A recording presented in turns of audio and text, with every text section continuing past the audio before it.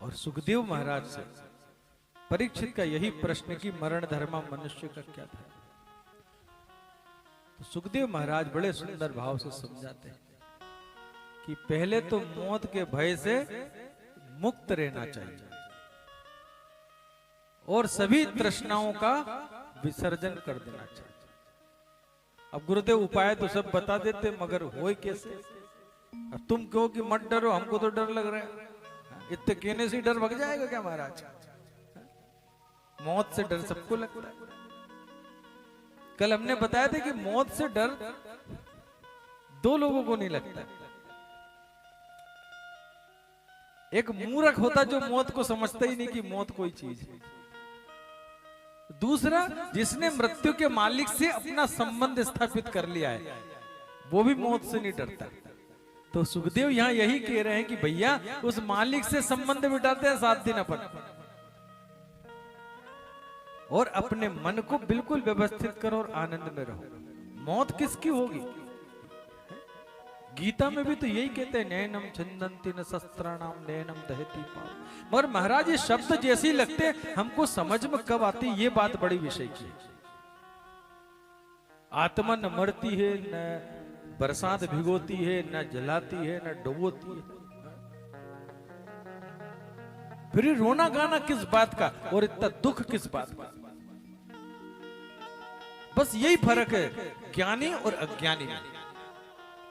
हमारे गुरुदेव परिभाषा बताया करते थे, जो भगवान की कथा को जाने बस वही ज्ञानी, जो भगवान की कथा को न समझे वो अज्ञानी। क्यों बड़े? यही परिभाषा थी बहुत सुंदर।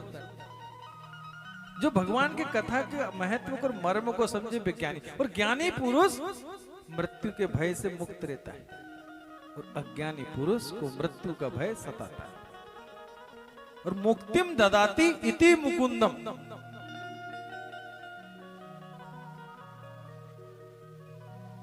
मुकुंद माधव हरि हरि बोल, केशव माधव हरि हरि बोल, गोविंद माधव। जो भजन करते हैं तो मुक्ति तो गोविंद के हाथ में दी है, तो फिर लेने में क्या दिक्कत है? मर कहते तृष्णाओं का विसर्जन करके आना। माया मरी न मन मरा, मर मर गया शरीर, रासा तृष्णा ना मरे, कह गए दास कबीर। तो तृष्णाओं को मारे कैसे, विसर्जन कैसे करें? ये भगवान की कथा सुनने से आनंद आएगा। तो अपने मन को कैसे वश में करूं और परमात्मा के मन में कैसे ध्यान लगाऊं? तो सुखदेव कहते हैं, जिता सनो जित श्वासो जित संगो जितेन्द्रिय, स्थूले भगवतो रूपे मनः संधारम मेध्या, जीतात्मनः प्रशांतस्य परमात्मा समाहित, शीतोष्ण सुख दुखेषु तथा मानापमानयो। मन को वश में करके भगवान के स्वरूप का दर्शन करें, और उसकी तैयारी है, प्रोसेस है। आसन को जीते महाराज। अभी आप कथा में आ जाके बैठे ही हो, आसन सिद्धि हो जाए आपकी कि आप 4 घंटे डट के बैठ सकते हो, क्योंकि मन को वश में करने की और मन को सरल करने की विधि बता रहे। मन बार बार यहां से उठा के बाहर ले जाएगा, शरीर में खुजली पैदा करेगा, हाथ पांव आड़े तिरछे करने को बोलेगा महाराज। अब हम लोगों को देखो हिल नहीं सकते, वहां बैठे होते तो थोड़ी बहुत देर हिलते भी। बोले गोपाल कृष्ण भगवान की। जितासन, आसन को जीते, जिता श्वास, श्वास को जीते, प्राणायाम करें अपने आप को। भगवान अंतिम एक स्कंध में जब उद्धव को उपदेश देते हैं, कृष्ण सन्यास की चर्चा करते हैं, भक्ति योग की बात बताते हैं, सांख्य योग का दर्शन कराते हैं, और एक ही सार बताते हैं कि उद्धव सारा खेल मन का है। मन के जीते जीत है और मन के हारे हार। यदि मन ने सोच लिया कि मैं ये कर लूंगा तो हो जाएगा, और मन पहले ही बैठ गया कि साहब ये तो हो ही नहीं सकता, तो नहीं होगा। तो ये मन कोई बड़ी चीज है परमात्मा की बनाई हुई, और जड़ है ये भी बता दूंगा आपको, ये कोई चेतन नहीं, ये परमात्मा के प्रकाश से चैतन्य होता है बस। मन को वशीभूत करने के लिए प्राणायाम करना पड़ेगा, जो रामदेव बाबा सिखा गए सबको आजकल, कपाल भारती भस्त्रिका, ये तो आपके शरीर ठीक करने के लिए बताते हैं वो योगा है।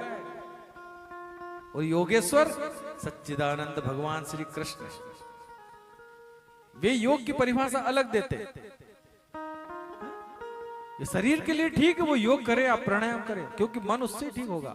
इन्होंने योग की परिभाषा दी गोविंद ने गीता में, समत्वम योग उच्यते, जो समता जीवन में स्थापित कर ले, जो सबको समान समदर्शी मानने लगे, वो योग ऊंचा है। वो योगेश्वर, योग और ईश्वर, इसलिए योगेश्वर बोला। जीव का परमात्मा से जो योग कराते वो योगेश्वर।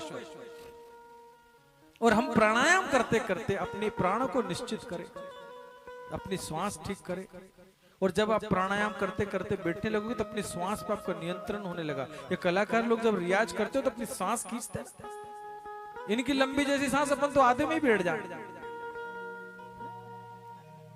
वो श्वास के आधार पे ही है। बड़े बड़े योगी जो कंदराओं में तपस्या करते, ब्रह्मरंध्र तक अपने प्राण को खींच लेते। ध्रुव महाराज ने क्या तपस्या करी,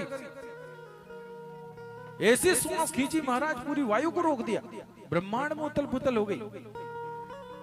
ये जतत श्वास। हम अपने शरीर को और उसके अंदर बैठी हुई आत्मा को स्वस्थ रखने के लिए हम प्राणायाम और श्वास पर ध्यान देना करें। कुछ जरूरी थोड़ी कहीं मंदिर में ही बैठो, खेत में ही बैठ गए, जाके बोरा लगाए बैठ गए, चलने तो थोड़ी बहुत ध्यान। अब उसमें क्या, जब सांस चलेगी आपकी तो थोड़ा मन कंट्रोल होगा। आप देखना घर में कभी भी आप चुपचाप बैठ नहीं सकते। सुबह से उठे तो पेपर चाहिए, पेपर रखा तो टीवी बटन दबाएंगे, टीवी बटन दबाई तो बाथरूम तरफ जाएंगे, बाथरूम से चले गए तो फोन लगाएंगे, फोन नहीं आया तो मोटरसाइकिल उठा के निकल जाएंगे, खेत में जो भी काम, मतलब अब 1 मिनट का आराम नहीं है, नॉन स्टॉप जीव चलता है। और यदि वो थोड़ी देर बैठ जाए बस परमात्मा के आगे, तो उसका मन थोड़ी देर शांत होगा, थोड़ी देर चित्त शांत होगा तो कुछ घटेगा। हम तो कई बार कहते हैं, हम घंटे घंटे 2-2 घंटे श्लोक बोलते हैं भगवान को प्रसन्न करने के लिए, मगर गोविंद ये भी कहते हैं कि 10 मिनट ध्यान से सब बंद करके, आंख की खिड़की बंद, मुंह बंद, कान बंद, और अब परमात्मा की सुनो। तुम बोलो वो सुनता है, ऐसा थोड़ी, वो भी बोलता है, उसकी भी तो सुनो। और वो बोलेगा तब जब तुम चुप होगे। अपने मन को ठीक करें, शांति में बैठे तो हमारा मन शांत होगा। फिर कहते जितस संगो, असंग रहो संसार के साथ, है भी और उसमें नहीं है, जैसे गुरुदेव की तरह। परिवार भी है उनका, गृहस्थ संत है, परिवार को भरपूर भरण पोषण किया, कोई शिकायत नहीं जीवन से।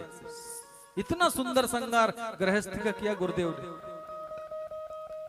अनुकरणीय है, आदर्श है। मगर घर वालों से पूछ के देखना वो कितने घर में चिपकते थे। कथा आई नहीं, दूसरा दिन महाराज निकल गए, 4-4 महीने कथा में व्यस्त। घर भी चलता था, भगवान का भजन भी चलता था। हम लोग एक ही एक काम में लग गए। हमको संतुलन बैठाना पड़ेगा संसार में रहते हुए, ये नाव पार करने की। यही मत फंसे रहना खूंटे से बांध के चप्पू चला रहा, पार जाना है साहब भवसागर से। इसलिए हमें सदगुरु की जरूरत है।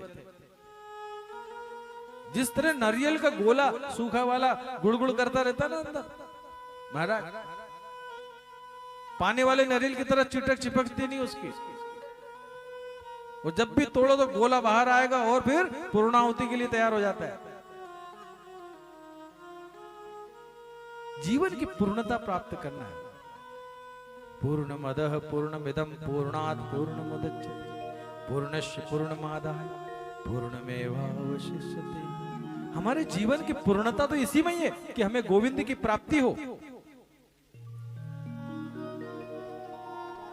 और हमें उसे प्रेम से प्रकट करना पड़ेगा, प्रेम से पाना पड़ेगा, भजन करने पड़ेगा। बस 2-3 चीज नियम में लिया जो सुखदेव महाराज कह रहे, आसन ठीक रखो, प्राणायाम करो, और संसार में रहते हुए भी चिपको मत। और वो परमात्मा जो सब तरफ व्याप्त है, हम उसकी शरण में ही चले। और सुखदेव कहते हैं कि परीक्षित, ये लौकिक चिंतन परमात्मा के भजन में बाधक है। हम जितना संसार में लगते हैं उतना ही परमात्मा दूर होता जाता है। बस बीच बीच में रहे, थोड़ा थोड़ा ठीक रहे तो बहुत अच्छा काम चलने वाला है।